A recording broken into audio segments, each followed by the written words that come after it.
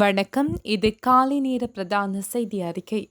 விரிவான செய்திகளுக்கு செல்ல முன்னதாக முதலில் தலைப்புச் செய்திகள்.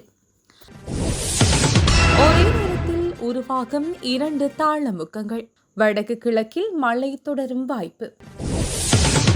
வாழ்வாதாரத்தை சிதைத்து சீரற்ற வானிலை, 10 பேர் உயிரிழப்பு. சுகாதார சேவைகள் முடங்குமா? அரசாங்க மருத்துவ அதிகாரிகளின் சங்கம் எச்சரிக்கை. குற்றப்பின்னணி இனி நொடிப்பொழுதில் அம்பலம், காவல்துறை அதிரடி. கடத்தப்பட்ட பாடசாலை மாணவர்களை விடுவிக்க வேண்டுகோள். கொழும்பு பகுதி பிரதான வீதியுடனான போக்குவரத்து சேவை பாதிப்பு. நாடாளுமன்ற வளாகத்தில் போராட்டத்தில் ஈடுபட்ட ஓய்வு பெற்ற ராணுவ வீரர்கள்.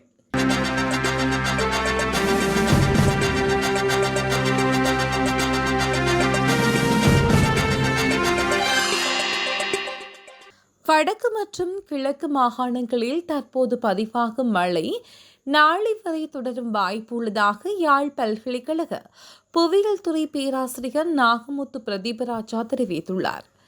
நேற்றைய தினம் வெளியிட்ட அறிவிப்பில் அவர் வரவிருக்கும் நாட்கள் இலங்கைக்கு பொறுத்தவரையில் மிகவும் முக்கியமான வானிலை காலப்பகுதி எனவும் எச்சரித்தார். இலங்கையில் தென்மேற்கில் இருந்து 62 கிலோமீட்டர் தொலைவில் அமைந்துள்ள வளிமண்டலவியல் சுழற்சி மேற்கு திசை நோக்கி நகர்ந்து காலையில் இருந்து 161 கிலோமீட்டர் தொலைவில் அரபிக்கடலில் நிலை கொள்ளும் எனவும் அவர் கூறப்பட்டுள்ளது. இந்த அமைப்பு 26/11/2025 அன்று வலுப்பெற்று கிழக்கு நோக்கி நகர ஆரம்பித்து பின்னர் கிழக்கு கரையை அண்மிக்கும் போது சிறு புயலாக மாறக்கூடும். தென் மத்திய சப்ரகமுக மேல் ஊவா மாகாணங்கள் 25 நவம்பர் முதல் கனமழை. வடக்கு கிழக்கு வடமத்திய வடமேல் மாகாணங்கள் 27 நவம்பர் முதல் மழை அதிகரிப்பு. இந்தோனேஷியா பண்டா ஆட்சி அருகே தோன்றிய தாளமுக்கம் 26ஆம் தேதி புயலாக வலுப்பெறும். இதனுடன் சேர்ந்து வங்காள விரிகுடாவில் 2 தாளமுக்கங்கள் ஒரே நேரத்தில் உருவாகும் வாய்ப்பு உள்ளது.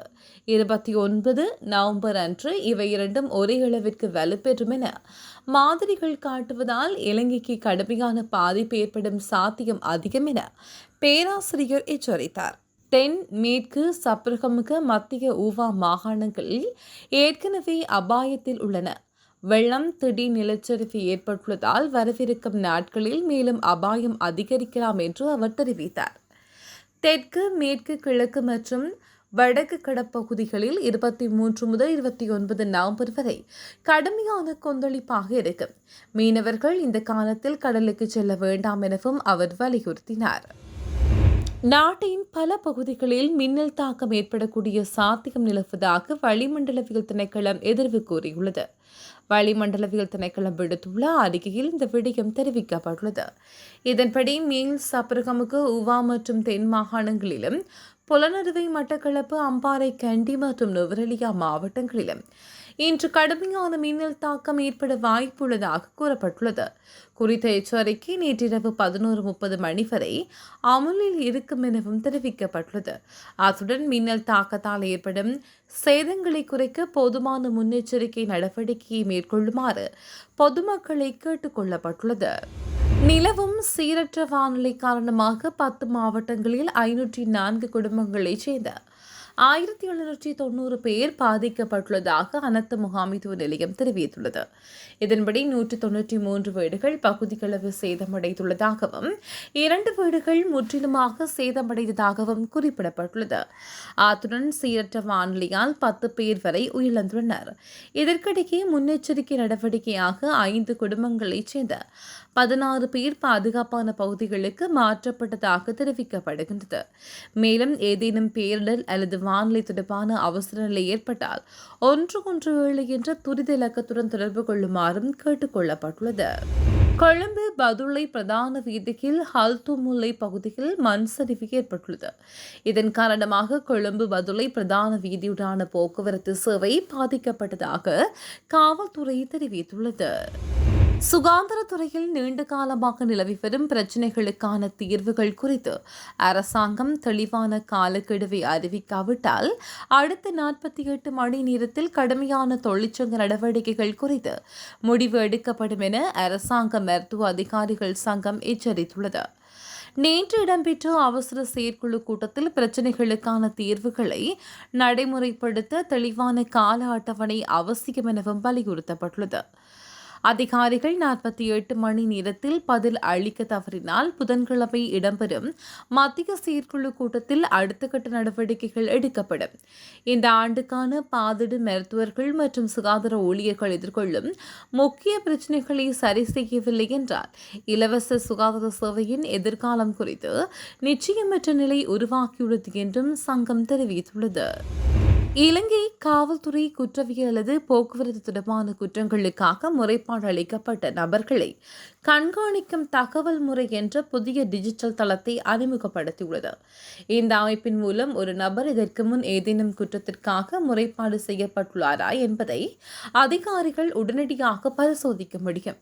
இந்த தகவல் முறை நாடு முழுவதும் உள்ள அனைத்து காவல் நிலையங்களுக்கும் அணுகக்கூடியதாக உள்ளது. சந்தேக நபரின் விவரங்களை இதில் உள்ளிடும் போது முந்தைய முறைப்பாடுகள் எதுவும் இல்லையெனில் அவர்களை உடனடியாக விடுவிக்க இந்த முறை வழி செய்கிறது. அத்துடன் நீதிமன்ற அழைப்பாணையை வேண்டுமென்றே தவிர்ப்பவர்களையும் இது அடையாளம் காண முடிகிறது. இலங்கையர்களுக்கு இத்தாலிய சாரதி அனுமதி பத்திரத்தை வழங்குவது தொடர்பான அமைச்சரவை பத்திரத்திற்கு அமைச்சரவையின் ஒப்புதல் கிடைத்துள்ளதாக போக்குவரத்து அமைச்சர் பிமல் ரத்நாயக்க தெரிவித்துள்ளார். இதன்படி அமைச்சரவை அனுமதி நேற்று முதல் அமலுக்கு வருவதாகவும் அமைச்சர் பிமல் ரத்நாயக்க தனது சமூக ஊடக அறிக்கையில் குறிப்பிட்டார். இதற்கமைய இத்தாலியில் 6 வருடங்களாக வசித்து வரும் இலங்கையர்கள் இத்தாலிய சாரதி அனுமதி பத்திரத்தை பெற தகுதியுடையவர்கள் என்றும் அவர் மேலும் தெரிவித்துள்ளார். ஓய்வு பெற்ற ராணுவ வீரர்களின் குழு ஒன்று நேற்று பொல்துவ நாடாளுமன்ற சுற்று வட்டாரத்தின் போராட்டம் ஒன்றை முன்னெடுத்திருந்த நிலையில் போலீசாருக்கும் போராட்டக்காரர்களுக்கும் இடையே முறுகல் நிலை ஏற்பட்டுள்ளது. ராணுவ வீரர்களின் உரிமைகளை பாதுகாப்பதற்காக தேசிய அமைப்பினால் முன்னெடுக்கப்பட்ட இந்த ஆர்ப்பாட்டத்தில் முப்படை மற்றும் போலீஸ் சேவையிலிருந்து ஓய்வு பெற்ற படைவீரர்கள் பலர் கலந்து கொண்டனர். தாம் உயிரிழந்த பின்னரும் தமது ஓய்வூதியத்தை தமது தங்கியிருப்பாளர்களுக்கு வழங்க கோரி இந்த ஆர்ப்பாட்டம் முன்னெடுக்கப்பட்டுள்ளது. ஆர்ப்பாட்டத்தில் பின்னர் குழுவினர் நாடாளுமன்றம் நோக்கி செல்ல முற்பட்ட வேளையில் போலீசார் அவர்களை தடுக்க முற்பட்ட போது அங்கு பதற்றமான நிலை ஏற்பட்டிருந்தது. இதேவேளை போரில் அங்கவீனமடைந்த முன்னாள் இராணுவத்தினரும் இன்றைய போராட்டத்தில் கலந்து கொண்ட நிலையில் எதிர்க்கட்சித் தலைவர் சஜித் பிரேமதாச நேரில் சென்று கலந்துரையாடியுள்ளார். மேலும் ஊனமுற்ற போர் வீரர்களின் சலுகைகளை நீக்குவதற்காக அரசாங்கம் எடுத்துள்ள நடவடிக்கையை நிறுத்துமாறு சஜித் பிரேமதாச கோரிக்கை விடுத்துள்ளார். ஆப்பிரிக்க நாடான நைஜீரியாவில் நைஜர் மாகாணத்தில் உள்ள கத்தோலிக்க பாடசாலை ஒன்றில் துப்பாக்கிகளுடன் நுழைந்த ஆயுத கும்பல் ஆசிரியர்கள் உட்பட 100க்கு மேற்பட்ட மாணவர்களை கடத்திச் சென்றனர். இந்த சம்பவம் தொடர்பில் மேற்கொள்ளப்பட்ட விசாரணைகளின் போது 12 ஆசிரியர்கள் உட்பட 315 பேர் கடத்தப்பட்டது தெரியவந்துள்ளது. இதற்கிடையே கடந்த 17ஆம் தேதி கெவி மாகாணத்தில் உள்ள பாடசாலை ஒன்றில் நுழைந்து அடையாளம் தெரியாத நபர்கள் 25 மாணவிகளை கடத்தி சென்றனர். முன்னதாக கடந்த 18ஆம் தேதி எர்கு நகரில் உள்ள கிறிஸ்தவ தேவாலயத்தில் பிரார்த்தனையில் ஈடுபட்டிருந்த 40 பேரை ஆயுத குழுவினர் துப்பாக்கி முனையில் கடத்தி சென்றனர். அதில் 2 பேர் கொல்லப்பட்டுள்ள நிலையில் 38 பேர் விடுவிக்கப்பட்டனர். நேற்று முன்தினம் நைஜீரியாவில் வடகிழக்கு பகுதியில் ஆயுத குழுவினுடன் நடந்த மோதலில் 5 பாதுகாப்பு படை வீரர்கள் சுட்டுக் கொல்லப்பட்டனர். இந்த நிலையில் பாடசாலை மாணவர்கள் மற்றும் ஆசிரியர்கள் கடத்தப்பட்ட சம்பவத்திற்கு இதுவரை எந்த ஆயுத குழுவினரும் பொறுப்பேற்கவில்லை.